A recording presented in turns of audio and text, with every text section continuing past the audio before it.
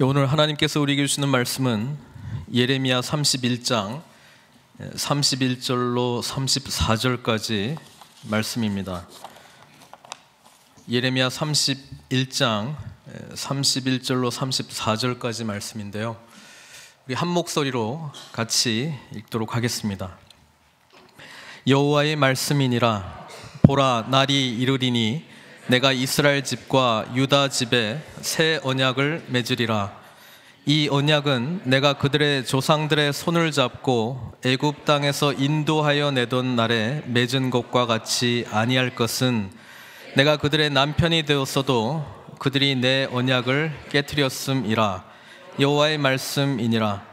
그러나 그날 후에 내가 이스라엘 집과 맺을 언약은 이러하니, 곧 내가 나의 법을 그들의 속에 두며 그들의 마음에 기록하여 나는 그들의 하나님이 되고 그들은 내 백성이 될 것이라. 여호와의 말씀이니라.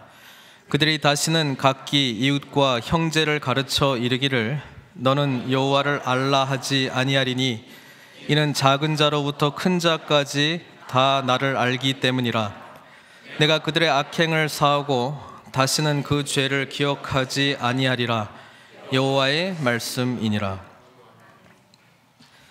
새 언약을 맺으리라 라는 제목으로 하나님의 말씀을 증거하겠습니다. 예레미야서 중에서도 가장 중요한 내용이 있다면 저는 이제 오늘 우리가 읽었던 이 31장에 나오는 바로 이 구절입니다. 왜냐하면 예레미야 선지자를 통해서 하나님께서는 새로운 언약을 주실 것이다, 맺을 것이다 라고 하는 약속의 말씀을 하셨고, 이 새 언약의 주인공으로 오신 분이 누구라고요? 예수님이기 때문에 그렇습니다. 우리가 성경책도 구약, 신약이라고 부르는 것도 원래는 그 의미가 옛날 언약, 새로운 언약이라는 뜻입니다. 그거를 라틴어로 하다 보니까 영어로 Old Testament, New Testament가 되는 건데, 그 뜻은 옛날 언약, 새로운 언약, 그게 바로 신약과 구약의 뜻이거든요. 그렇기 때문에 우리 믿는 자들은, 아까 우리 집사님께서도 언약의 하나님 기도하셨지만, 이 언약의 그 뜻이 굉장히 중요해요. 하나님 입장에서는 이 구약에서 신약까지를 전부 언약의 내용으로 기록되었다라고 해도 과언이 아닐 만큼, 우리는 하나님께서 우리와 늘 언약을 맺은 그런 관계로 창세기 때부터 지금까지, 또 앞으로 요한계시록에 새로 오시는 그 하나님의 나라와 관련해서 모두가 다 이 언약과 관련되어 있는 거예요. 그래서 우리도 성경책을 새로운 언약, 옛날 언약, 이렇게 우리가 지금 부르고 있다는 것입니다. 근데 이 새로운 언약이라고 하는 단어는 이 예레미야 이 31장 31절에 처음 나오고 마지막 나옵니다. 그러니까 구약에 새로운 언약이라고 하는 이 단어는 여기에만 지금 기록이 되어 있습니다. 예레미야서를 같이 말씀을 보면서 전반부는 특별히 이제 하나님의 백성들의 죄에 대해서 낱낱이 우리 하나님께서 죄의 현 주소를 드러낸 부분이라면, 뒷부분, 지금 읽고 계시는 뒷부분은 열방들, 이방 나라들을 향한 하나님의 죄를, 또 그들을 향한 심판의 내용을 말씀하는 것이다 라고 말씀드렸는데, 중간 부분 30장에서 33장까지는 굉장히 그 소망, 회복과 소망에 대한 말씀이 기록이 되어 있습니다. 그래서 성서학자들은 30장에서 이 33장까지의 내용을 위로의 책이다, 이렇게 이름을 붙이고 있습니다. 근데 그 위로의 책의 내용은 그 30장이나 31장 내용에 근본적으로 이런 거예요. 제2의 출애굽을 보여주실 것이다. 이스라엘 백성들은 출애굽 사건과 뗄래야 뗄 수 없는 관계가 있습니다. 왜냐하면 그 출애굽한 정체성이 바로 애굽의 종 되었던 그들이 해방되어서 하나님을 섬기는 백성, 그리고 이제는 애굽의 법대로 따라가는 종의 신분이 아니라 하나님의 법을 따라가는 자유한 구원받은 신분, 그리고 하나님께서 친히 그들과 언약을 맺으셔서 그들에게 나의 백성은 이런 삶을 살아야 돼, 그러면서 율법을 주신 거거든요. 율법의 내용이 어떻게 예배하는지, 그렇죠? 하나님께 어떻게 예배하는지, 하나님과 깨어진 죄의 문제를 어떻게 해결할 수 있는지, 다 제사법 가운데 들어가 있고, 그 다음에 이웃들과는 어떻게 살아야 될지, 그렇죠? 그리고 하나님의 거룩한 백성답게 그 거룩함을 어떻게 유지해야 될지, 그게 근본적으로 하나님께서 이스라엘 백성들에게 가르쳐줬던 율법의 내용이고, 그러면서 역사적으로 이렇게 계시해 주는 게 뭐냐면 하나님의 나라를 세울 것이다, 하나님의 나라를 세울 것이다 라고 하는 그 메시지를 이렇게 왕들을 통해서 어렴풋이나마 이렇게 보여준 거예요. 그러면서 구약의 메시지는 사실 하나님의 뜻대로 살지 못한 이야기라고 해도 과언이 아닐 것입니다. 그만큼 인간의 죄 때문에 우리는 하나님이 요구하시는 백성의 삶이 있고 삶의 방식이 있고 거룩함이 있는데 결코 도달할 수 없다라고 하는 게 구약의 전체의 메시지입니다. 그래서 결국은 나라가 다 두 동강이 나눠졌던 나라가 북쪽은 아수르한테 망하고 남쪽은 이제 바벨론에게 완전히 망하게 되고, 이제 백성들은 이제 포로로 끌려가게 되는 그런 사건을 예레미야가 바라보면서 하나님의 말씀을 예언한 거잖아요. 근데 이제 포로로 끌려갔던 백성들에게 하나님이 새로운 언약을 주실 것이다라고 하는 이야기를 하면서 어떻게 하나님이 회복하시냐면, 옛날에 애굽에서 이집트에서 종살이 했던 너희들이 구원받고 해방되어서 하나님의 약속으로 땅으로 들어와서 다시 언약 맺고 거룩한 백성답게 살아가는 그 율법을 다시 받았고, 성막 성전을 짓고 하나님께 예배하고 하나님의 통치를 일시적으로나 받았던 그런 것처럼 다시 그것을 일으킬 것이다. 그게 바로 위로의 책에 나오는 내용이에요. 그래서 큰 그림으로 보면 지금 바벨론에 끌려가 있는 이 포로들이 나라도 이제 완전히 잃고 성전도 다 망했지만 하나님이 다시 제2 출애굽의 경험을 하게 해주신다는 거예요. 그래서 그 내용을 보면서 우리는 예수님께서 우리에게 주신 새 언약의 의미가 무엇인지를 이제 연결시킬 수 있어야 되는 거예요. 그래야 예수님이 행하신 이 복음의 능력이 무엇인가를 우리가 분명히 알 수 있다는 거예요. 그런 점에서 이 31장에 나와 있는 이 새 언약의 내용은 굉장히 중요합니다. 그래서 30장에 있는 내용 중에서 몇몇 구절만 좀 보려고 하는데, 내용은 출애굽의 개념 속에서 이해하시면 좋을 것 같아요. 그런데 다시 돌아오게 할 것이다. 이거를 몇 번 하나님이 말씀하시는지 몰라요. 다 읽을 수는 없고 몇 구절만 한번 보려고 합니다. 예레미야 30장 3절입니다. 같이 읽겠습니다. 시작. 여호와의 말씀이니라. 보라, 내가 내 백성 이스라엘과 유다의 포로를 돌아가게 할 날이 오리니 내가 그들을 그 조상들에게 준 땅으로 돌아오게 할 것이니 그들이 그 땅을 차지하리라. 여호와께서 말씀하시니라. 여기서 중요한 내용은 돌아오게 될 거다. 본토로 다시 돌아오게 될 것이다. 그리고 또 중요한 거는 북쪽은 이미 한 150년 전에 아수르한테 멸망했어요. 북쪽 이스라엘은요. 남쪽 유다 백성이 지금 바벨론으로 대부분 끌려갔는데, 지금 하나님이 뭐라고 말씀하시냐면 내 백성이 남쪽 유다만 이야기한 게 아니고 뭐라고 이야기해요? 이스라엘과 유다의 포로라고 이야기합니다. 그러니까 아수르에게 멸망해가지고 거기도 막 흩었거든요. 그 백성들까지도 하나님께서 돌아오게 할 것이다라고 이야기를 합니다. 그래서 하나님이 약속하시는 회복은요, 이전에 모든 지파 12지파 전체가 다 돌아오게 되고 그들이 다시 나와 하나님과 백성의 관계를 맺게 되는 온전한 회복을 말씀하고 있습니다.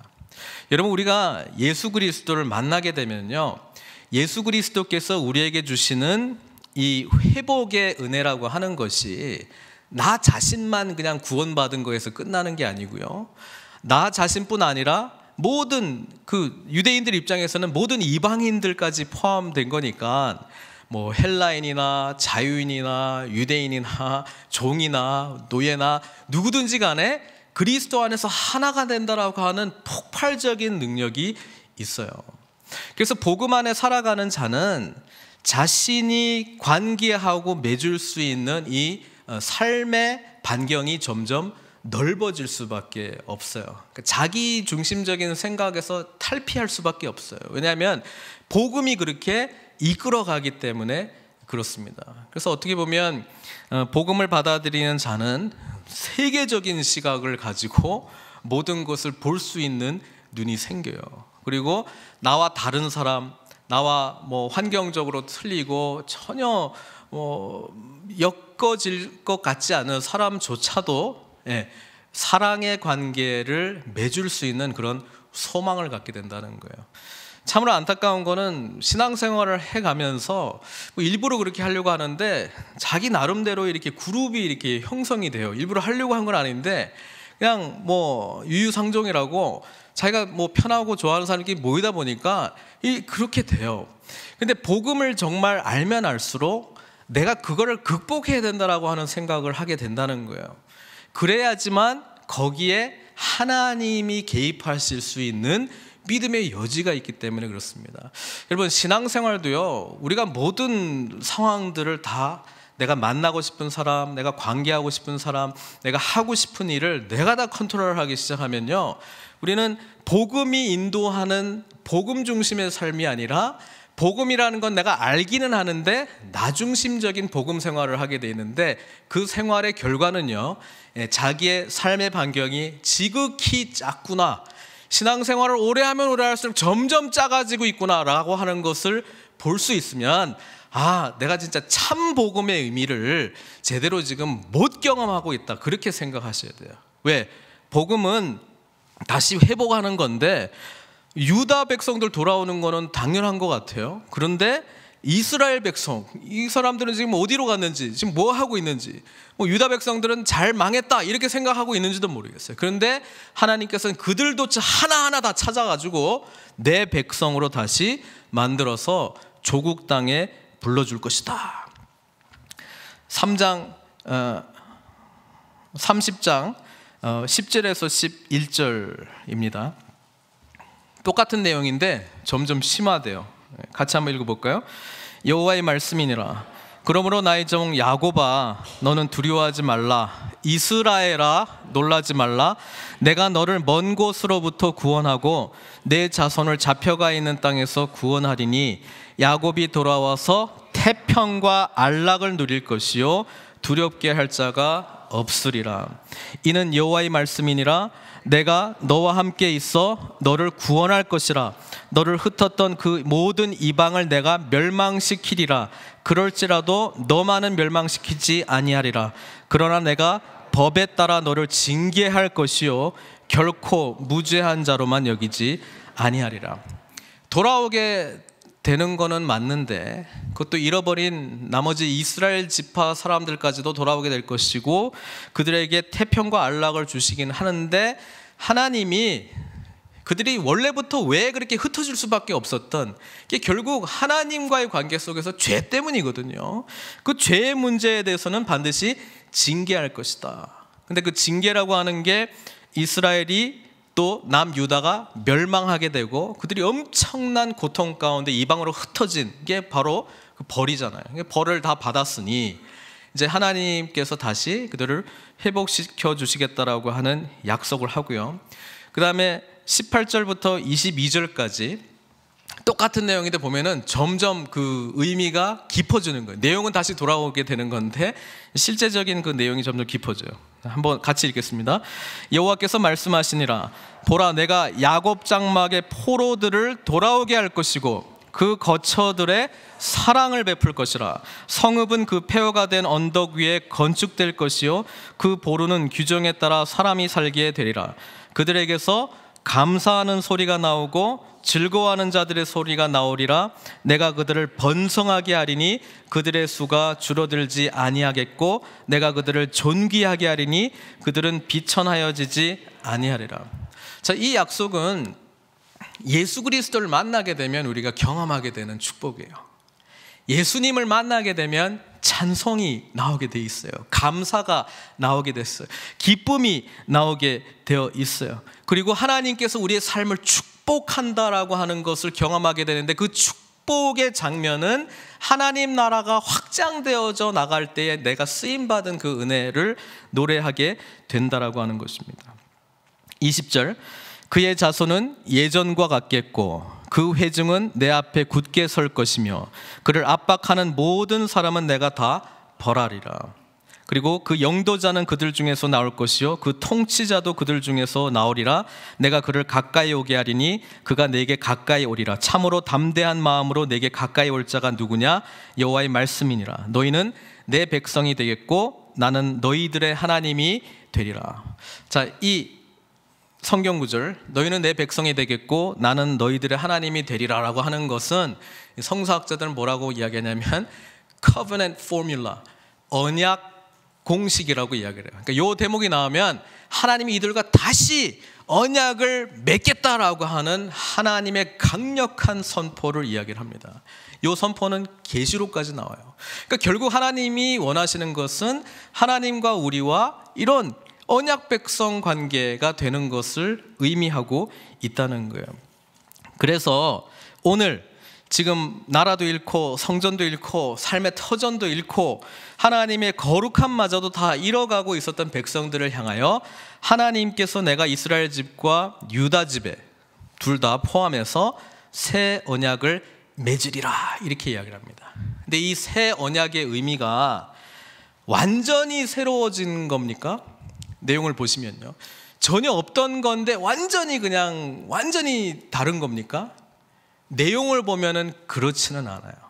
그래서 지금 이 새 언약이라고 하는 것은 완전히 없던 거에서 뭔가 새로운 것이 나왔다기보다는 이미 하나님께서 수없이 말씀하셨던 언약 관계 속에서 지금 하나님께서 지금 이 말씀하는 새 언약, 예수 그리스도를 통해서 우리에게 주시는 이 새 언약은 뭔가 독특한 점은 있지만 이미 하나님께서 말씀하신 것에서는 크게 벗어나지 않습니다. 그래서 예수님께서 내가 율법을 폐하러 온 것이 아니고 뭐 하기 위해서 오셨다고요?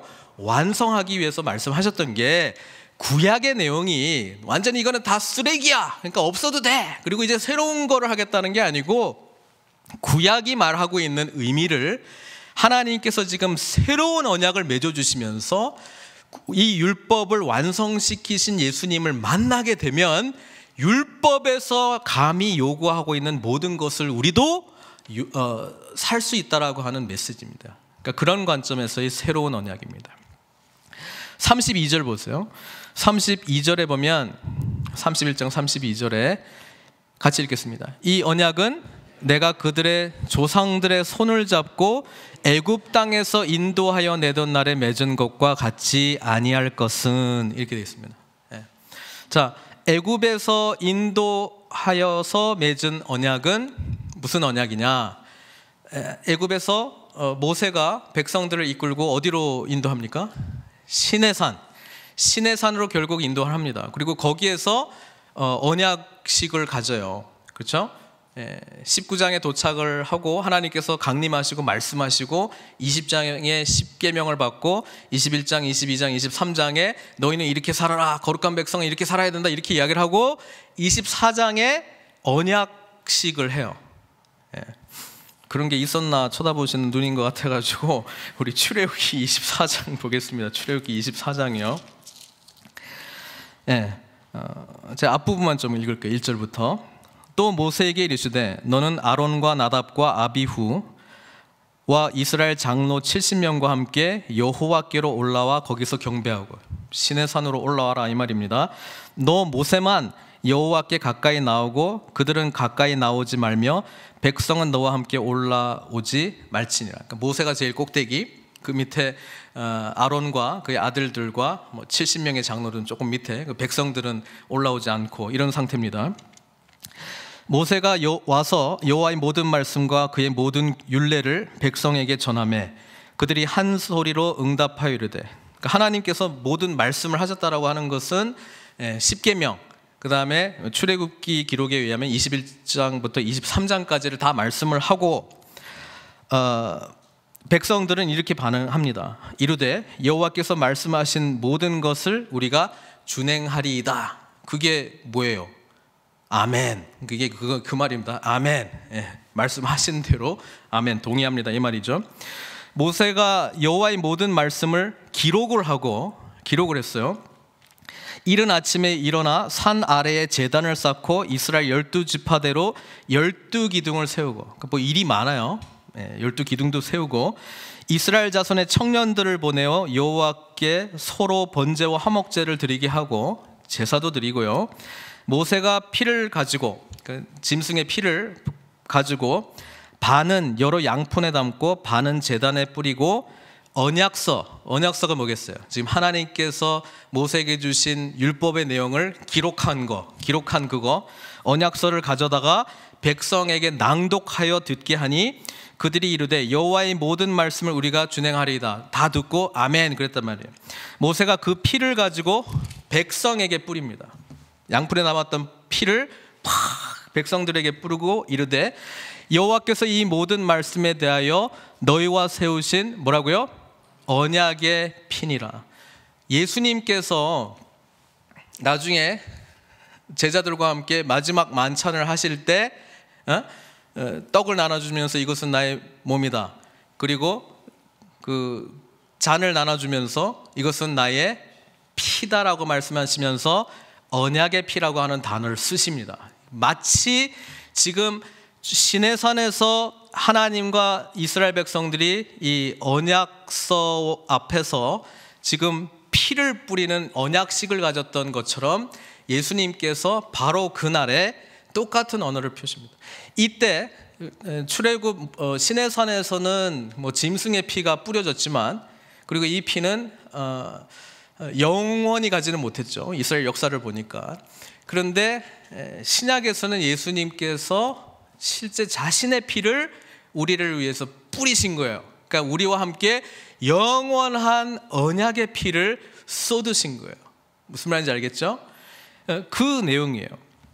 그러니까 이게 바로 다시 예레미야 31장으로 돌아와서요, 내가 그들의 조상들의 손을 잡고, 재밌죠? 내가 하나님께 손을 잡고 올라갔다는 거예요. 애굽 땅에서 인도하여 내던 날에 맺은 것과 같지 아니할 것은 내가 그들의 남편이 되었어도 그들이 내 언약을 깨트렸습니다. 하나님은 그때 맺었던 언약식, 반드시 언약식을 맺을 때는 피의 언약이 있어요. 우리가 창세기 보면은 하나님이 아브라함과 언약을 맺을 때 새와 이 짐승들 반을 갈라가지고 이렇게 양쪽으로 놓고 이렇게 지나가는 장면이 나와요. 그게 무슨 말이냐면, 우리들 중에 누구든지 파기를 하면 어떻게 된다? 저 짐승처럼 된다, 이렇게 죽는다. 그러니까 사냐 죽느냐의 언약이에요.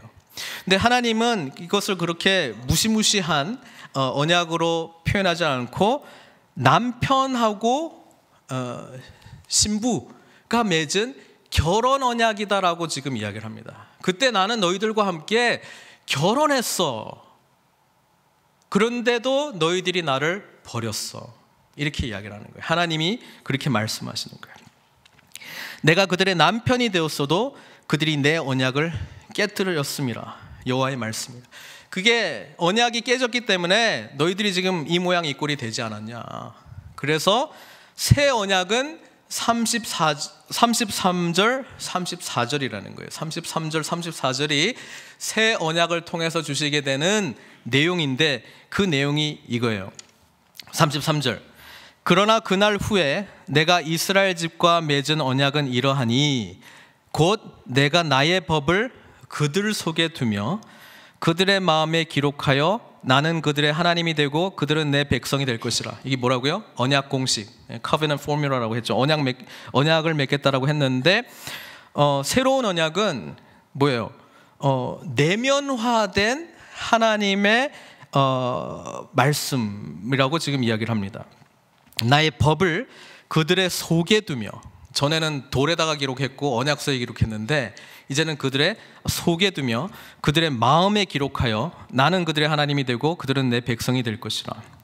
그들이 다시는 각기 이웃과 형제를 가르쳐 이르기를 너는 여호와를 알라 하지 아니하리니. 이게 무슨 말이냐면 서로에게 야, 너 여호와를 알아야 되는데 내가 가르쳐 줄게, 그런 말 이제 안 한다는 거예요. 왜? 각자가 이제 하나님을 알게 된다는 거예요. 각자가 누구 도움 없이, 누가 뭐 특별히 가르쳐 줄 필요 없이, 또는 누가 나 좀 가르쳐 주시오 할 필요 없이 직접 하나님을 알게 되는 은혜를 경험하게 될 것이다 이야기를 하고요. 이는 작은 자로부터 큰 자까지 다 나를 알기 때문이라. 내가 그들의 악행을 사하고, 죄 사함이 이루어지는 언약이 일어날 것이다. 다시는 그 죄를 기억하지 아니하리라. 그리고 그 죄 사함은 영원한 죄 사함, 단번에 영원히 주시는 죄 사함. 이게 다 누구를 통해서 이루어진다고요? 예수님을 통해서. 그래서 예수님께서 마지막 날 제자들과의 만찬에서 이 언약의 피다라고 이야기를 하면서 내가 흘리는 피, 그렇죠? 이 피 때문에 너희가 죄 사함을 받게 되고, 이 피 흘림으로 말미암아 뭐예요? 예수님께서 죽으시고, 예수님이 그랬잖아요, 제자들한테. 내가 죽어야 누가 온다고요? 성령님이 오시는 거예요. 예수님께서 죽으시고 부활하시고 승천하시고 성령님이 오시잖아요.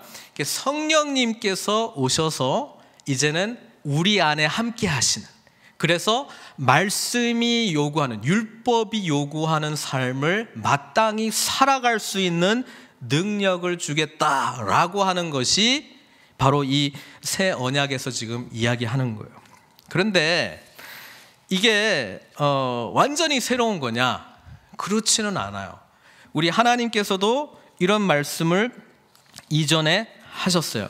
그게 무슨 말이냐면 마음의 할례라고 하는 표현이 구약 성경에 있어요. 신명기 보세요. 신명기, 창세기, 출애굽기, 레위기, 민수기, 신명기, 모세오경의 마지막 책인데, 신명기에 보면 28장부터 무슨 내용이냐면 순종과 불순종으로 인해서 순종하게 되면 이런 축복을 받게 될 것이고, 불순종하게 되면은 이런 일들이 나타날 것이다라고 하는데, 그 내용 중에 하나님께서 나라를 다 망하게 하고 너희가 흩어질 것이다라고 이야기를 해요. 그러면서 신명기 30장에 너희가 돌아오게 될 회복에 대한 말씀을 신명기서에서 하세요. 근데 거기에 뭐가 나오는지 보세요. 신명기 30장 5절 6절입니다. 요건 같이 읽겠습니다. 시작. 내 하나님 여호와께서 너를 내 조상들이 차지한 땅으로 돌아오게 하사. 잠깐만, 아직 지금 모세는요 여호수아 시대도 아니에요. 아직 가나안 땅에 들어가지도 않은 시점이에요. 그런데 미리 예견을 했어요. 혹시 너희가 불순종해가지고 완전히 흩어지게 돼가지고 이렇게 해가지고 다른 이방민족으로 끌려갔는데, 내 하나님이 너희가 회개하고 그랬을 때 하나님께서 너를 내 조상들이 차지한 땅으로 돌아오게 하사. 아직 지금 약속의 땅에도 안 들어갔는데 이 말씀을 하세요. 뭐라고 그러냐면, 같이 읽겠습니다. 계속. 내가 다시 그것을 차지하게 하실 것이며, 다시 차지하고요, 여호와께서 또 내게 선을 행하사 너를 내 조상들보다 더 번성하게 할 것이며, 예레미야 30장에 번성하게 할 것이다라고 하는 예언의 말씀이 있었잖아요. 그리고 6절, 내 하나님 여호와께서 내 마음과 내 자손의 마음에 뭘 행한다고요? 할례를 베푸사 너로 마음을 다하며 뜻을 다하여 내 하나님 여호와를 사랑하게 하사 너로 생명을 얻게 하실 것이며. 그러니까 이미 구약 신명기에 사실은 지금 예레미야 선지자가 말씀하는 새 언약의 내용들은 이미 담겨져 있어요. 그러니까 어떤 면에서는 새 언약은 아닌데 새 언약이에요. 예, 새 언약이에요. 그것을 제가 말씀드립니다. 자, 그래서 그러면 도대체 뭐냐 새 언약이? 예, 옛날 언약과 새로운 언약은 이렇게 보시면 됩니다. 내용적인 면에서는 별 차이가 없어요. 하나님이 마음의 할례를 받아야 된다고 말씀하시고 또 다른 부분에서는 마음판에 율법을 기록해야 된다라는 표현도 쓰시기 때문에 지금 새 언약에서 이야기하고 있는 내가 너희 마음에 나의 법을 두며 뭐 이런 것들이 새로운 이야기는 아니에요. 내용적인 면에서는 큰 차이가 없지만 방법적인 면에서는 큰 차이가 있다는 거예요. 방법적인 면에서. 자, 제가 앤드루 머레이라고 하는 19세기의 남아프리카의 성자라고 불리는 목사님이 계세요. 아프리카이기 때문에 흑인은 아니고요. 남아공에 있었던 그 화란 개혁교회 목사님이신데 이분이 굉장히 그 영성이 뛰어납니다. 그래서 유명한 그 기도에 관한 책들도 있고 성령님에 관한 책들도 있고, 근데 이분이 쓴 책 중에 The Believer's New Covenant라고 하는 아주 그 짧은 책이 있어요. 짧은 책이 있는데 그 안에 이 옛 언약과 새 언약을 설명한 내용이 있는데 너무 설명을 잘 해놓은 것 같아가지고 제가 읽어드릴게요. 먼저 영어로 읽어드리고 제 나름대로 번역한 것을 말씀드릴게요. In the old covenant, man had the opportunity to prove what he could do with the aid of all the means of grace that God could bestow. The covenant ended in man proving his own unfaithfulness and failure. 자, 옛 언약에서는 인간은 하나님께서 주신 은혜의 방편으로 인간 스스로가 무엇을 할 수 있는지를 증명할 기회가 주어졌어요.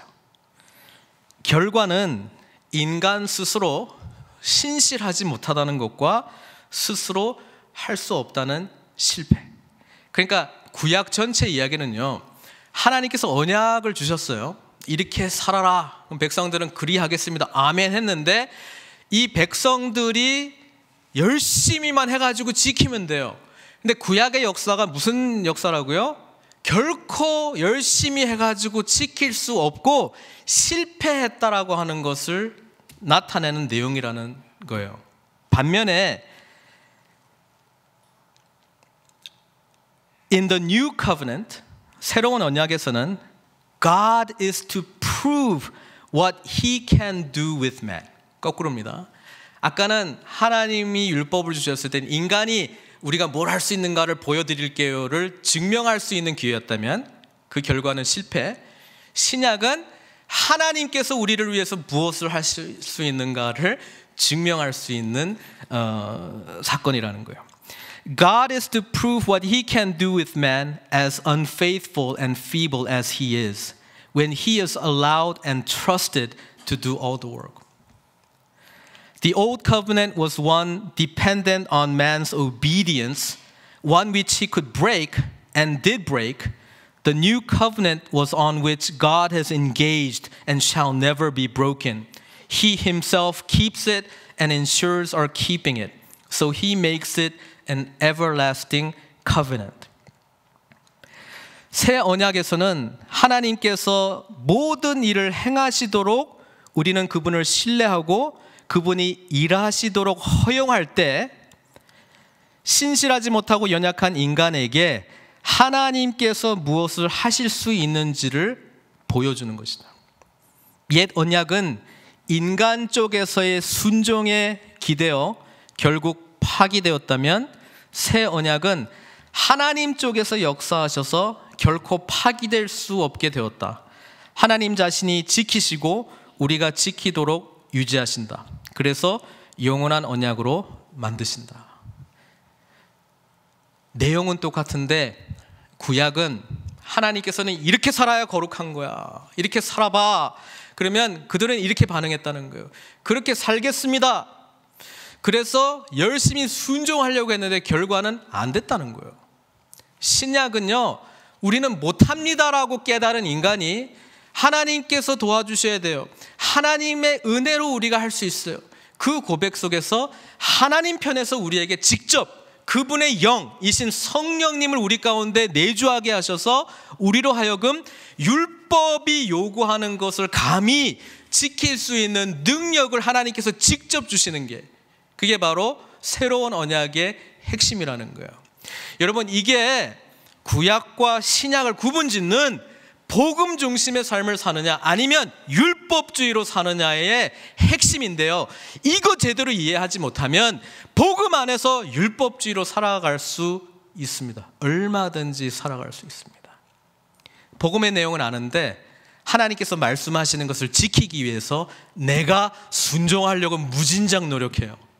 그러면 결과는요, 두 가지 반응으로 나타나게 되었어요. 지켰기 때문에 다른 사람을 판단하고 정죄하든지, 못 지켰기 때문에 좌절하든지, 이 양극단에서 왔다 갔다 하는 거예요.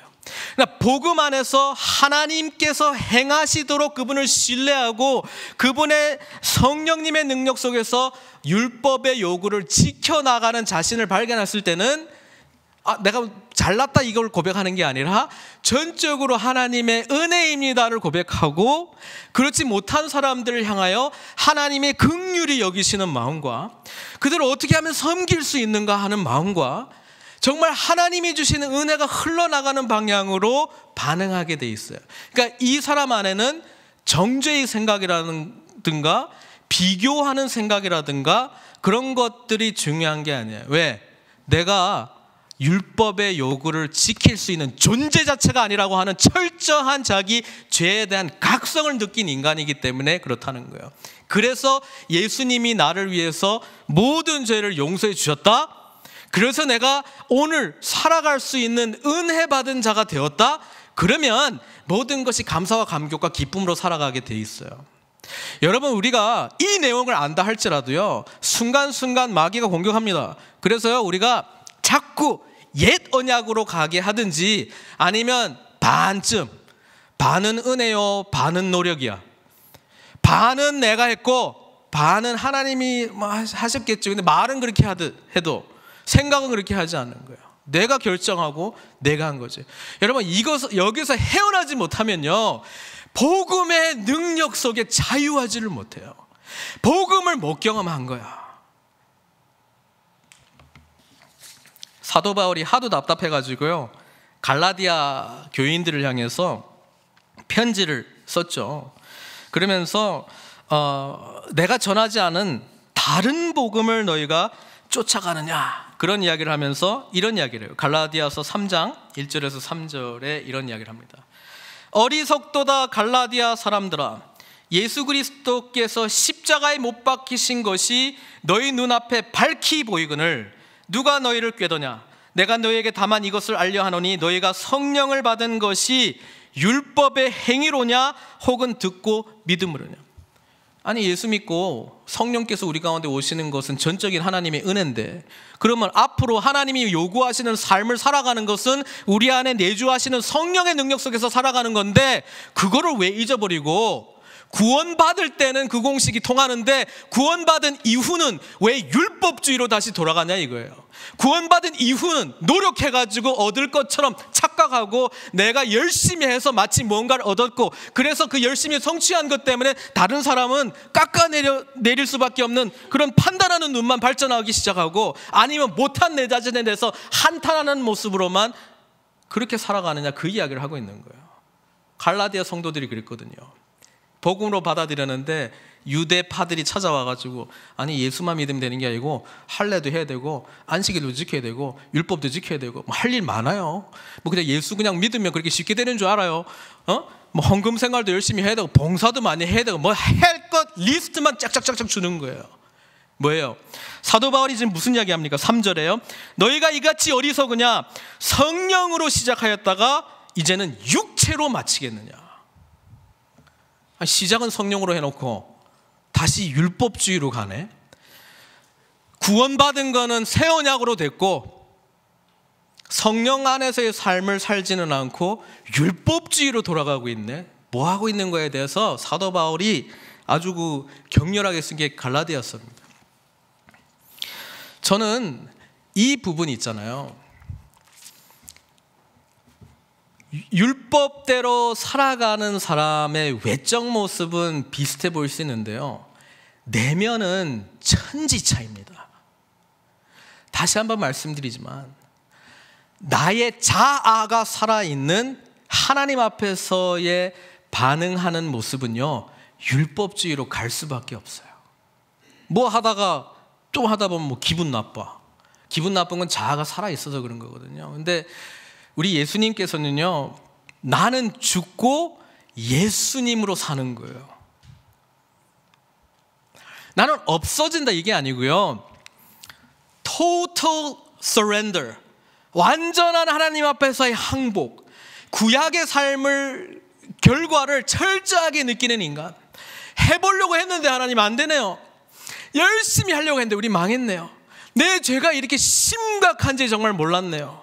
그 고백을 하며 십자가의 은혜를 바라볼 수밖에 없는, 구원자를 찾을 수밖에 없는, 오호라 나는 공고한 자로다, 누가 이 사망의 몸에서 나를 끌어내겠느냐, 건져내겠느냐 라고 고백할 수밖에 없는 그 인간이 복음의 진짜 의미를 경험하게 되는 거예요. 내 자신에 대한 죄에 대한 각성이 약하면 약할수록 율법주의적인 신앙생활을 할 수밖에 없어요. 왜? 내 자신 안에 가능성을 자꾸 기대하거든요. 나는 그래도 좀 괜찮아. 아유, 저 사람에 비해서는 나는 그래도 그런 생각 속에 있으면요, 복음이 나를 지킨다기보다는요, 복음에 대한 내용을 아는 내가 내 노력과 내 힘으로 그것을 지켜나가려고 하는 옛 언약의 사람으로 순간 둔갑하게 됩니다. 옛 언약이 얼마나 피곤한 삶인지 모릅니다. 여러분, 피곤합니다. 예. 그리고 그 부분이 공격받을 때, 또는 그 부분이 드러날 때 너무 자기도 놀래버려요. 그리고 숨으려고 해요. 첫사람 아담이 자기 죄를 지적하는 하나님 앞에서 자꾸 숨으려고 했던 것처럼. 그러나 복음 안에서 자유한 자는, 사도 바울이 뭐라고 해요? 나는 나 연약한 것을 자꾸 자랑할 게 내 연약한 것밖에 없다. 나는 못된 사람입니다. 나는 비방자요, 핍박자요, 회방자요, 살인자요. 나는 예수 그리스도를 핍박한 사람이었습니다 라고 자신 있게 고백하는 이유는 뭐예요? 그 부분에서 해방되었기 때문이고, 전적으로 자기의 가능성 없음을 바라보면서 예수 그리스도 외에는 나는 살아갈 수 있는 존재가 아니다라고 하는 철저한 믿음 때문이에요. 그래서 예수님이 우리의 죄를 다 짊어지시고 죽으신 거예요. 인간 스스로 죄 문제 해결 못하니까. 예수님께서 죽으신 이유는 우리가 마땅히 받아야 될 심판, 징계를 받아야 되는데 그것을 친히 하나님이 담당하시겠다고 한 거예요.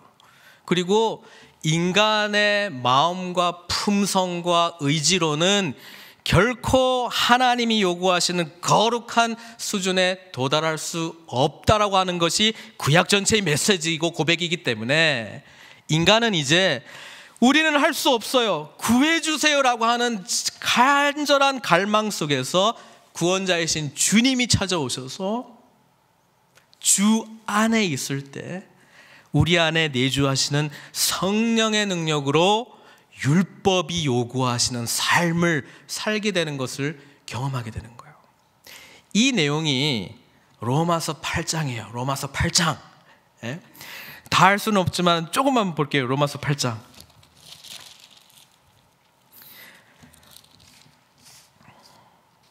로마서 8장은 하여튼 기회 되시면 다 암송하셨으면 좋겠습니다.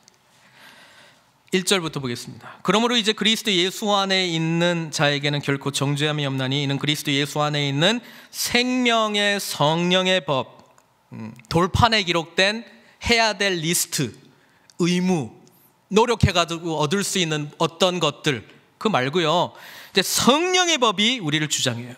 그래서 죄와 사망의 법에서 너를 해방하였습니다. 율법이 육신으로 말미암아 연약하여 할 수 없는 그것을 하나님은 하시나니 곧 죄로 말미암아 자기 아들을 죄 있는 육신의 모양으로 보내어 육신의 죄를 정하사 육신을 따르지 않고 그 영을 따라 행하는 우리에게 율법의 요구가 이루어지게 하려 하심이라. 말은 굉장히 어려운데 예수님 때문에 하나님이 말씀하시는 거룩의 모든 내용을 우리는 지킬 수 있다, 그 말입니다. 성령께서 우리를 지배하시는 삶으로 우리가 내어드릴 때, 주님을 신뢰할 때, 십자가의 능력을 의지할 때 우리는 하나님이 요구하시는 거룩한 삶의 모습을 살 수 있다. 그렇지 못한다면 문제는 내가 하나님을 전적으로 신뢰하지 못한다는 거예요. 제가 오늘 일부 예배 우리 패밀리 월십으로 드렸기 때문에 다니엘과 세 친구에 대한 이야기인데, 화면에다가 오늘 그 설교 내용에 그 큰 주제를 던졌어요. 근데 그 큰 주제가 뭐냐면 How can we obey God이었어요. How can we obey God? 하나님께 어떻게 순종할 수 있을까? 근데 그 대답이 하나님께 어떻게 순종할 수 있나요? 구약의 방법으로 하려면 How can we obey God? 열심히 순종하면 돼요. 그게 구약의 답이에요. 신약의 답은 이거예요. How can we obey God? We trust God to give us strength to obey Him. 말장난 같은데요, 이렇게 진짜 믿는 게 복음 안에서의 삶입니다. We trust God, 하나님을 믿는다는 거예요. 하나님을 신뢰한다는 거예요. 뭐 하도록? To give us strength, 힘을 주시도록. To obey Him, 그분을 섬길 수 있는 힘을 주시도록 우리가 그분을 신뢰하는 거예요. 이게 예수님을 온전히 신뢰하는 믿음이고요, 성령께서 우리의 삶을 통치하시도록 우리가 완전히 surrender, 항복하고 이제 하나님이 인도하시는 삶을 내가 살게요 라고 고백하는 복음의 은혜를 깨달은 자의 진실한 고백입니다. 진실한 고백이요. 근데 이게 무슨 내용인지 잘 모르면요, 하나님께 어떻게 순종하는가, 성경 읽어보면 이렇게 하라 저렇게 하라 많이 있잖아요. 그러면 옛 언약의 사고에 빠져 있고 복음의 은혜를 경험하지 못한 자, 내가 얼마나 철천지 죄인인가 그걸 깨닫지 못한 자, 내가 얼마나 형편없는가 그 밑바닥의 그 죄의 모습 가운데 가보지 못한 자는 좀 열심히 해볼게요, 이 고백으로 신앙생활하는 거예요. 근데 거기에는 자유함이 없습니다. 왜? 모든 인간은 하나님께서 요구하시는 삶을 살아갈 수 없기 때문에. 그게 구약의 결론이에요. 네. 아까 앤드루 모레이가 말했던 것처럼 인간이 하나님께서 주신 그 은혜의 방편, 율법이거든요, 그거를 지킬 수 있냐 못 지키냐를 프루브할 수 있는 기간이었는데 결론은 실패. 얼마나 이 죄가 엄청난 건가를 깨닫게 된 인간, 그 인간이 구원받을 수 있는 유일한 길은 죄인 된 것을 인정하고 이 죄로부터 벗어나게 할 수 있는 유일한 길은 오직 예수 그리스도, 이 진실한 고백 속에서만 가능하다는 거예요. 다시 한번 말씀드립니다. 이게 복음의 핵심이기도 하는데요, 어떻게 보면 이거 뭐 내용적으로 다 아는 이야기일 수도 있어요. 그러나 정말 은혜 가운데 살아가느냐 안 살아가느냐, 복음 중심에서 하나님의 은혜 속에서 살아가느냐 안 살아가느냐는 굉장히 중요한 우리 자신이 물어야 될 질문입니다. 사랑하는 성도 여러분, 우리는 복음 때문에 이 자리에 왔습니다. 복음 때문에 주님의 은혜를 경험하게 되었습니다. 그렇다면 복음의 은혜가 우리를 인도하시는 삶으로 나아가십시오. 성령으로 시작했다가 율법으로 다시 돌아가지 마십시오. 새 언약의 일꾼된 우리예요. 여러분, 사도 바울이요 이렇게 고백을 합니다. 우리가 누구냐고.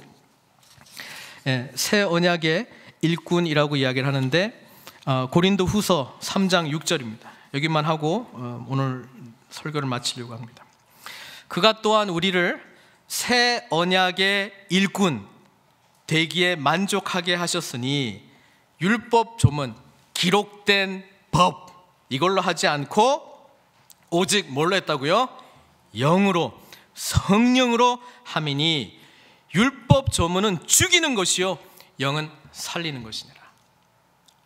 성령 안에서 성령의 통치를 받고 하나님의 율법의 요구를 이루어 나가는 자의 특징, 겸손, 유교적 겸손을 하는 게 속으로는 그렇지 그런데 아닙니다 이게 아니고요, 정말 자기가 아니라는 걸 알아요. 정말 자기가 하는 게 아니라는 걸 고백해요. 이거는 겸손하고 싶어서 고백하는 게 아니라 사실이에요. 그리고 그분들을 만나게 되면 생명이 넘치게 되는 줄 믿습니다. 성령이 통치하시는 분과 교제하기 시작하면 내 안에 말라 비틀어져 있던 심령까지도 기쁨으로, 감사로, 하나님에 대한 감격으로 변화돼요. 그러나 율법의 조문, 옛 언약으로 다시 돌아가는 자의 특징은 판단만 잘해요. 판단력이 아주 뛰어나요. 그리고 그런 이야기를 내뱉었을 때 받은 사람이 살아나지를 못해요. 사람을 더 짓눌러 버려요. 그리스도 안에서 자유하시길 바랍니다. 그리스도 안에서 은혜를 충만히 누리시기를 바랍니다. 그리스도 안에서 진정으로 자유하시기를 바랍니다. 율법이 요구하는 요구를 우리는 드릴 수 없고 오직 그리스도의 전적인 은혜로 구속받은 우리들이 완전히 이룰 수 있다라고 하는 성령님이 통치하시는 삶으로 함께 나아가시는, 그리고 그것을 이미 허락하신 주님을 온전히 의지하는 믿음으로 나아가신 저 여러분들 되시기를 주님의 이름으로 축원드립니다. 기도하겠습니다.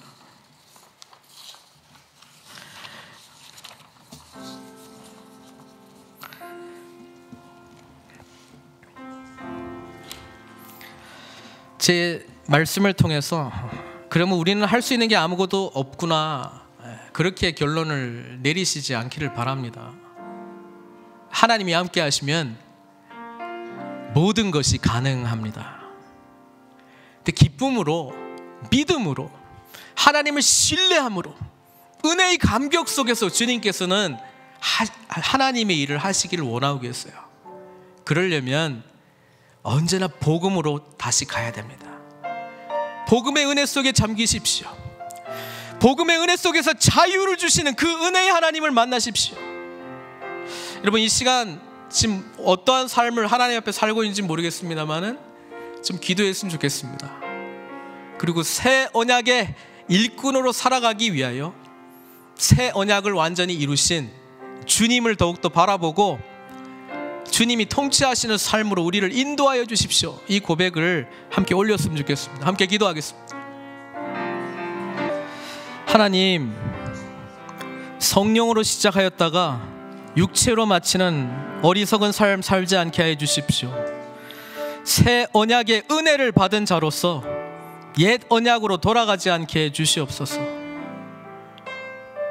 구원받은 것은 은혜요, 나의 삶 살아가는 것은 율법의 요구를 이루는 나의 의지라고 하는 생각이 아니라 이미 내 속에서 하나님께서 요구하시는 삶을 살 수 있는 가능성은 없다라고 하는 것을 가슴 아프게 처절한 죄의 영향의 아래에 있는 내 자신을 보면서 주님 앞에 완전히 항복하고 이제 그리스도가 통치하는 성령께서 인도하시는 은혜의 삶, 감격의 삶, 기쁨의 삶, 자유의 삶으로 우리를 인도하여 주시옵소서. 살아계신 주님의 은혜 속에서 새 언약의 일꾼으로 살아가는 저희들 다 될 수 있도록 주님 앞에 모든 것 의탁드립니다. 홀로 영광 받아 주시옵고 예수님의 귀하신 이름으로 기도드리옵나이다.